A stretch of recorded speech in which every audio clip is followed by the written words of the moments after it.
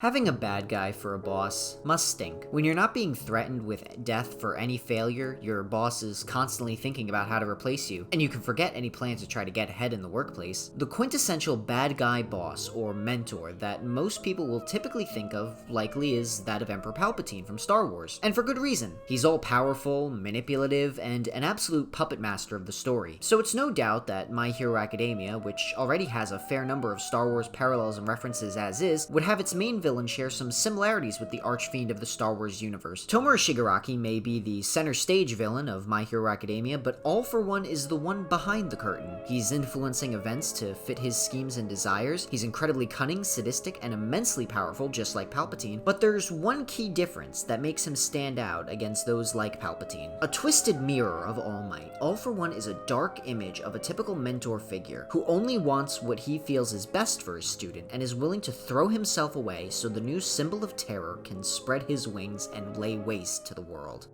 Now, it's your turn.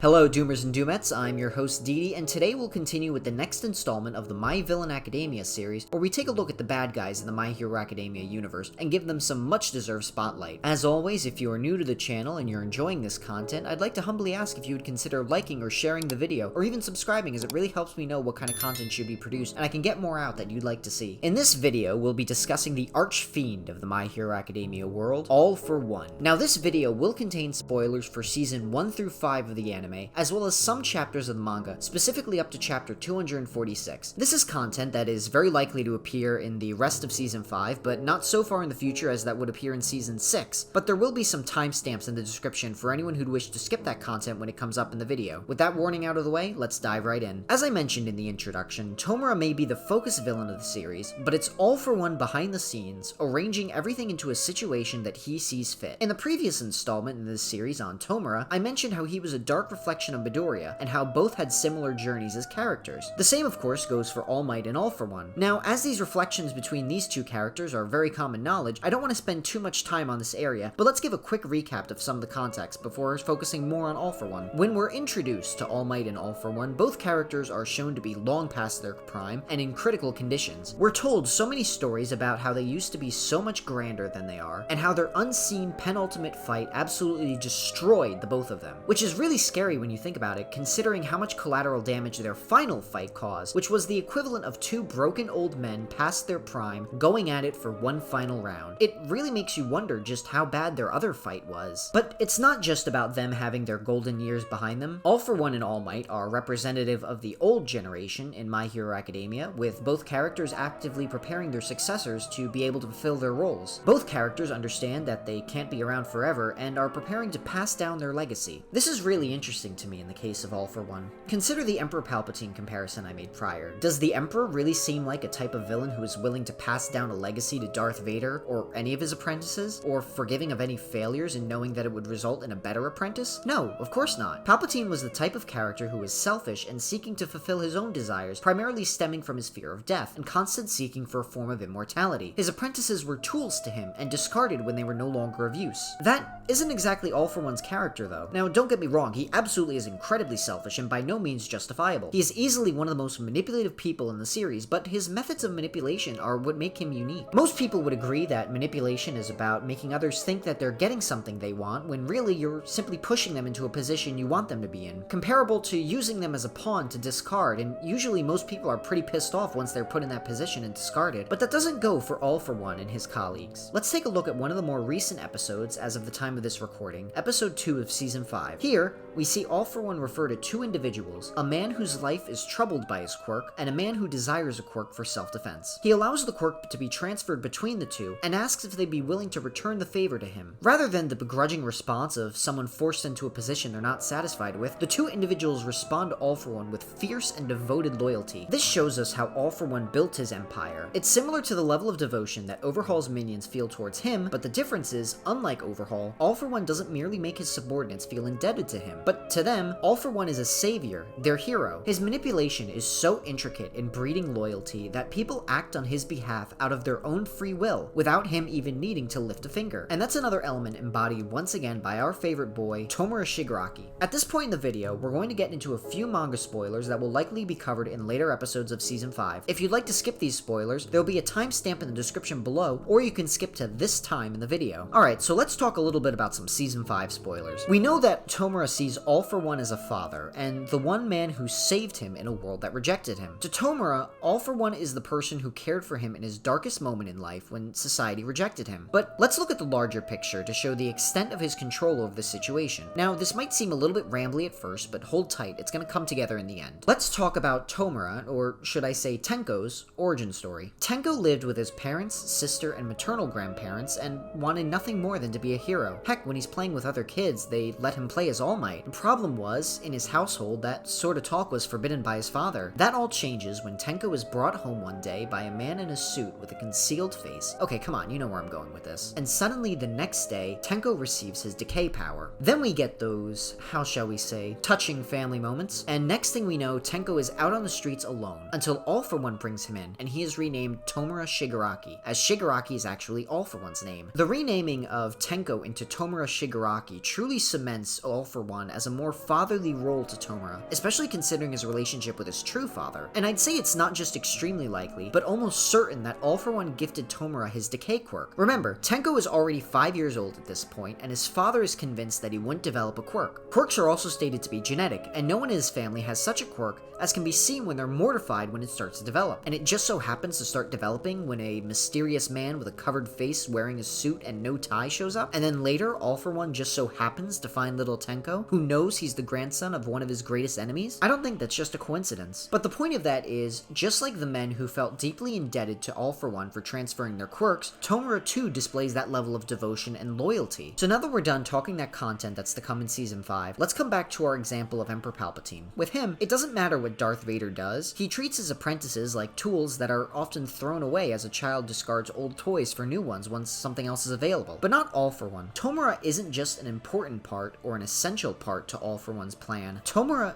is the plan. Unlike villains who are shown their mortality and try to defy death, All For One doesn't just accept it, he embraces it. And the reason he's cultivating Tomura is not simply to just have a successor, but to ensure his legacy continues as he wants it to. He admits this to All Might, even elaborating on how identical they are. The difference became who they idolized, the hero or the devil. But while All Might sought out a person that fit his ideologies, All For One set his sights on someone vulnerable and easy to corrupt, in this case being Tenko. It's almost like the Joker in The Killing Joke, where he tries to prove that all it takes is one bad day to a good person to truly turn them into a monster. And don't worry, we'll be coming back to The Killing Joke with a certain someone. But back to All For One, the real interesting thing is, even before the events of Season 5, we know for a fact that All For One has been planning to have a successor way longer than All Might was. Now, there's a few things to get into here. We don't exactly know when Nana Shimura was killed, but what we do know at the start of the series is that Tomura Shigaraki is about 20 years old. We also know that All Might has had his big battle with All For One about 5 years prior to the start of the series.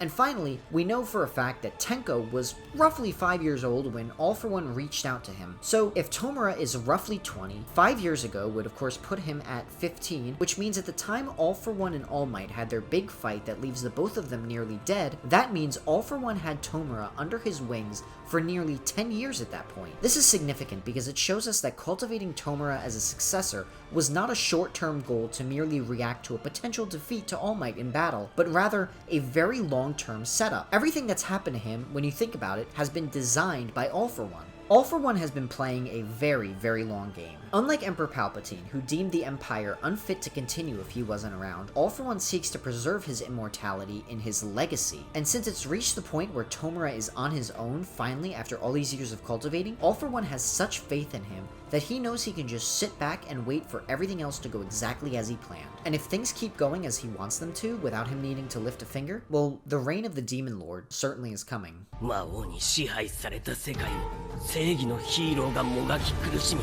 そして最後に救い出すんだ。兄さん知ってるか？悪者は必ず最後に負けるんだ。